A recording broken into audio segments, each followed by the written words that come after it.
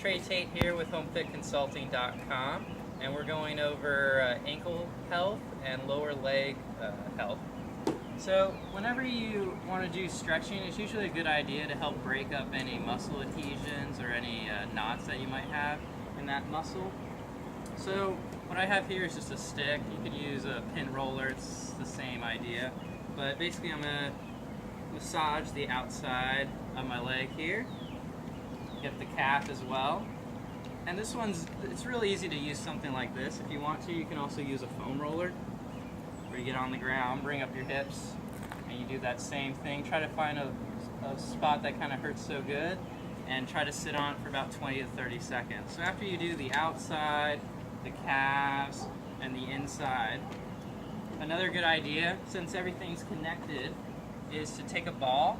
You can take a lacrosse ball, a tennis ball. You try to find something that will give you the right amount of pressure to break up those knots. So you just put the ball on the ground and you just rub your foot. So I start at the big toe, bring it all the way down to the heel, and then once you go through that, just move it to the middle, and it's kind of more of a feel thing. So once you go through that, you relax the muscle, we can go into stretching. So a great stretch for the calf is just your standard downward dog that you see in yoga.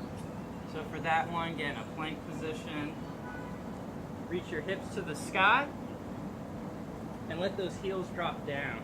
So in this position here, I'm getting a really nice calf stretch. If you want to intensify it, you can pedal the feet, bending one knee and driving the other one into the mat. You can also pick one leg up and really put the weight onto one leg and do it to both. And then you can also make this into a dynamic movement where you're doing a straight leg bear crawl. So keeping the legs straight.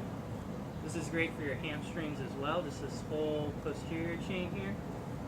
But this really helps to open up your calves.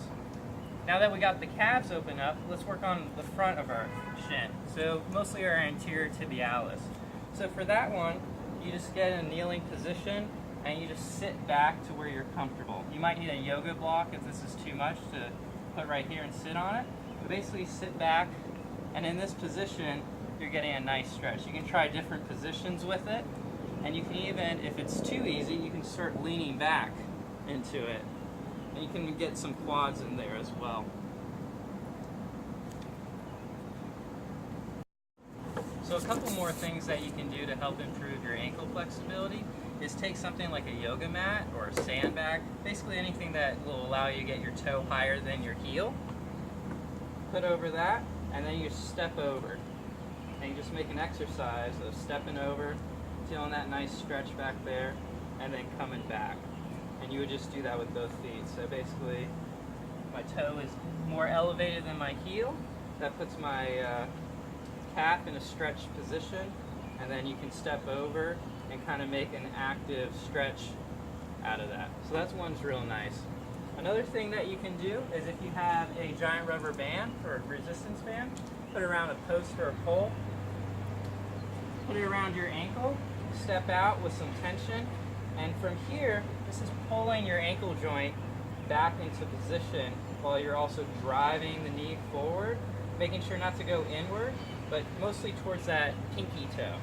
And this is a great exercise to also help with calf flexibility. You can turn it around and get a little bit on the other side, right above the ankle joint. Whoa.